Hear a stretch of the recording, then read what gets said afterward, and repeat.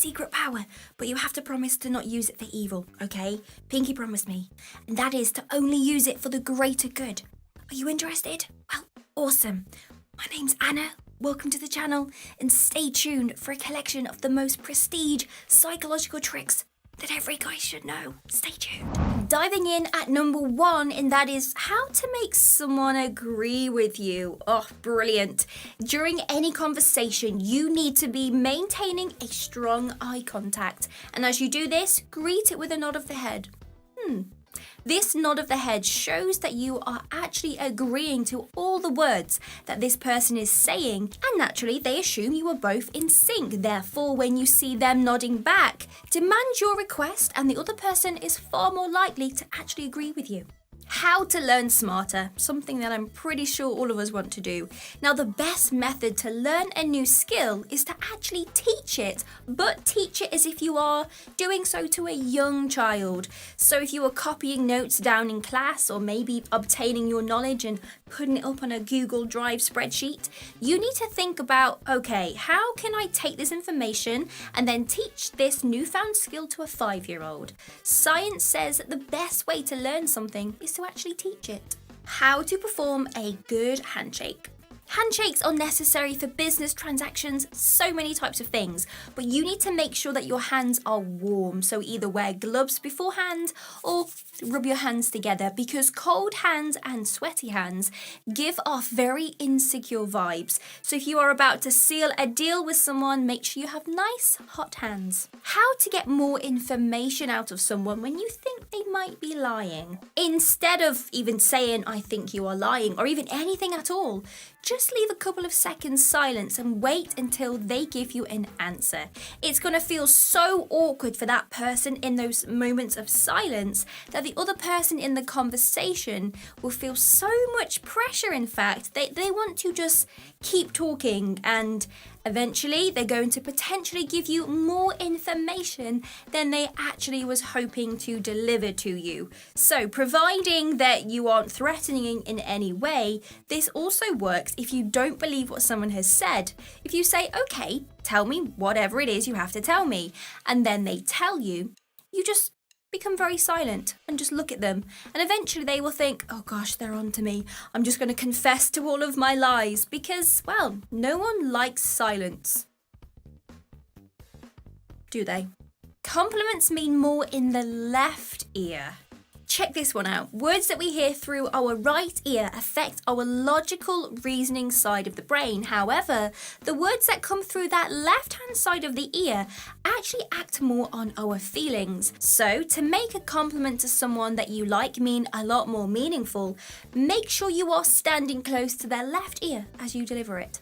Take note of someone's eye colour and people will assume you are friendly. Being told to maintain eye contact in conversations, it can be a little bit vague, can't it? I totally get that. So to make sure that you spend the optimum time in eye contact fixation, instead of breaking away too soon or staring at them, which becomes very awkward, notice their eye colour, and as soon as you recognise what colour their eyes are, that is just enough time to then think, okay, that's time, I can break away and then come back. And that makes you come across pretty friendly. How to know if someone is staring at you. This is brilliant if you think someone might be interested in you when you are out in public. Anything from noticing who fancies you at work to if you are being followed in person and you are actually currently in a public space. Now, yawns are so contagious. Ugh. So you need to let out a big yawn in the presence of someone that you think has been watching you. And if you notice out the corner of your eye, they start yawning moments after, bingo, they have been stalking you. Do you struggle with procrastination? Let me give you a nice secret. Create a plan of what you need to do the night before you go to sleep for the following day. And writing a list and jotting down those important things soothes our brain a little bit. You have to write them down. It can't be a mental list. This is important. It basically means your brain is mentally preparing for what it can achieve for the next day, meaning when you wake up, you feel more inspired to complete your list. How to spot a psychopath? Now, if you aren't sure if yourself, which is scary, or someone else is a psychopath, then you need to follow the previous tip. That is letting out a big yawn. Now, if someone has watched you yawn and they didn't yawn themselves, well, it's safe to say, well, science says that this person is a potential psychopath. Now, psychopaths struggle to feel any empathy. Therefore, this person cannot relate to your yawning, which means they're a psychopath. How to spot the closest people in a room. Now, I'm not talking from a distance, I'm talking emotional closeness.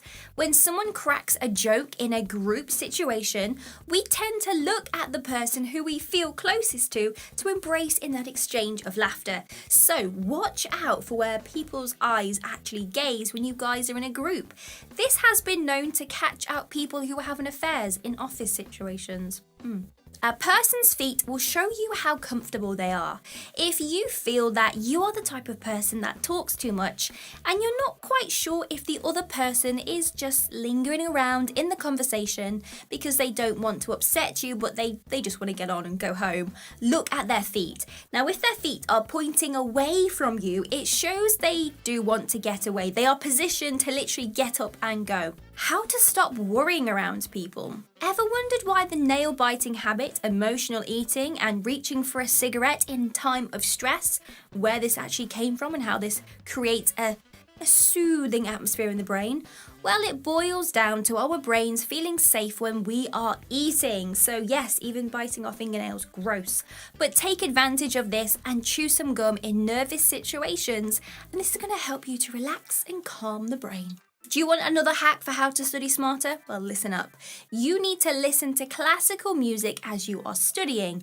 So this is music without vocals, so it doesn't actually distract us and it gives us nice feel-good vibes in the brain. Or better yet, listen to music called binaural beats, specifically binaural beats that don't have vocals in, and you will notice your concentration levels shoot up to the sky. How to get a girl to think that you are fun. Take her to an adrenaline-themed date. Horror movies, theme parks, activity courses, anything that is going to stimulate the adrenaline pump inside of the brain is also going to create some arousal in the brain as well. Therefore, she will assume that you are the cause of that brain stimulation, the cause of that arousal. How to walk through crowds easily. There's nothing worse, is there, having to excuse me. Well, instead, hold your head up, keep your eyes on the gaps between people instead of the actual people. So kind of look straight ahead through the crook of people's necks and under the armpit area. And as if by magic, people will just move out of the way of you. It really does work, I promise. If you show any form of hesitation to move out of the way for people, you end up people sense this and they will have that power over you. So instead, just kind of zone out and carry on walking and you will notice people just subside. How to get people to like you much quicker. Mr. Benjamin Franklin came up with this amazingly great scenario, and that is if you ask people to do very small favors for you, they actually end up liking you more, and it's brilliant and it really works. It comes down to cognitive dissonances. So naturally, we tend to only want to help out people that we like. We don't do good deeds for enemies, right? So however, when a stranger comes up and says, "Hey, can you just help me for a second?" we don't possibly want to offend them and turn them down. So instead, we deliver on that thing they've asked us to do and we agree. And then afterwards, we begin to think, wait, do I actually like this person? And that's because we've done something that we would normally do for people we like. How to quickly lift your mood. Very easy, this one. Just crack a fake laugh or even just a smile. And it sounds daft, but the trick here is to tricking your brain into thinking you are happy. And it works so easily. How to diffuse an argument. We all get in arguments from time to time, and all you have to do is agree with the person who is doing the shouting. No matter what they say, you just need to accept it and tone it down by agreeing with them, and then you diffuse the situation. So let's say, for example, someone is arguing with you and says, "You know what? You are so lazy." And you say, "You know what?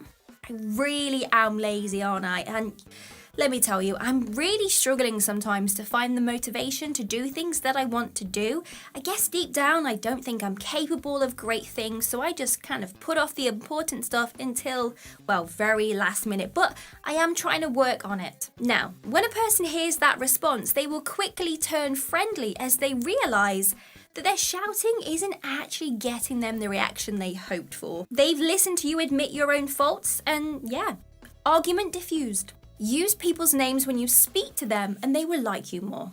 As once said by the famous Dale Carnegie in his book, How to Win Friends and Influence People, he made an amazing statement which really does ring true. Now, the sound of someone's own name is the sweetest sound of all. Saying someone's name correctly and often in conversations, well, it builds trusts and it makes that person actually warm up to us a lot quicker. Build trust by mirroring people around you. Naturally, we mirror those around us that we trust. It's a part of a human bonding type of thing that we do, so you can use this to your advantage. If you notice that someone possibly adjusts their glasses, well then you do the same. If someone takes a sip of their drink, well then you take a sip of your own drink. But just keep it subtle, don't let them think that you are a bit of a creep, and it really does work. How to get someone to help you carry heavy things instead of asking them to help. Make sure that you are maintaining eye contact with this person and having a conversation, and then just hand them the item. And it sounds weird, but naturally they would just automatically take it from you, and voila, they are carrying the heavy item. Probably the most important tip of the video, and that is how to win rock, papers and scissors. Now, your opponent is much more likely to say scissors immediately after you have asked them a question. Try it out, it's brilliant. How to gain confidence in a group. Now, this works really well if you are in a work situation where you don't really know those around you.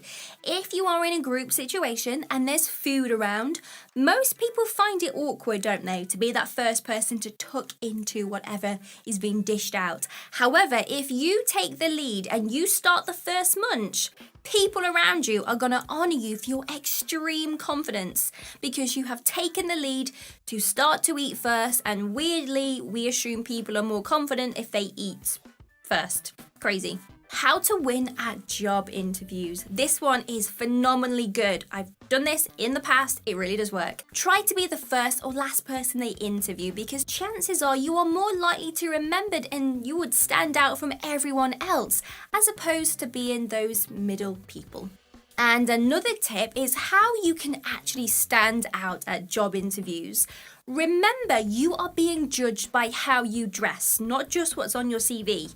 You are being judged on how you engage during the interview. But most importantly, they want to know what you are like in your own natural setting.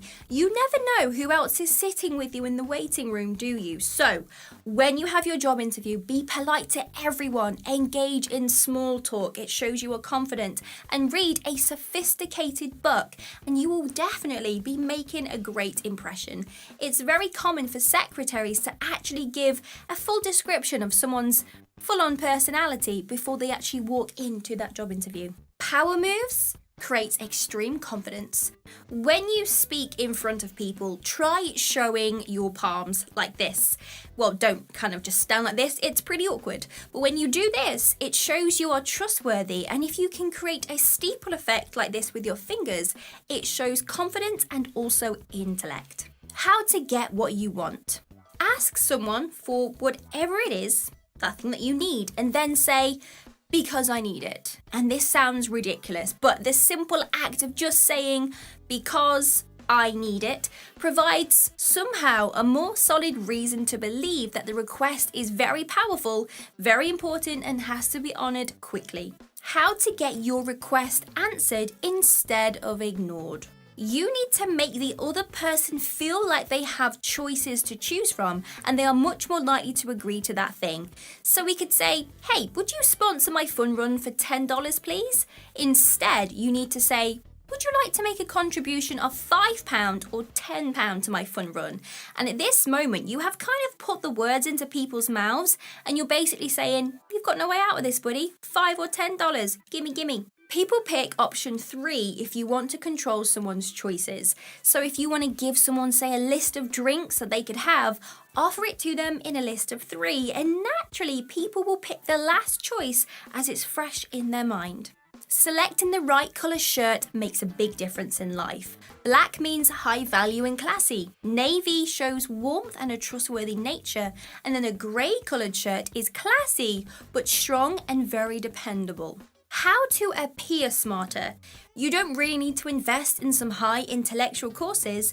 Instead, just drop your statements and your facts in conversations and then quickly follow up with, "My dad taught me that." Naturally, we assume that father figures speak facts and reason. Therefore, any advice that you have delivered becomes, as a matter of fact, very factual.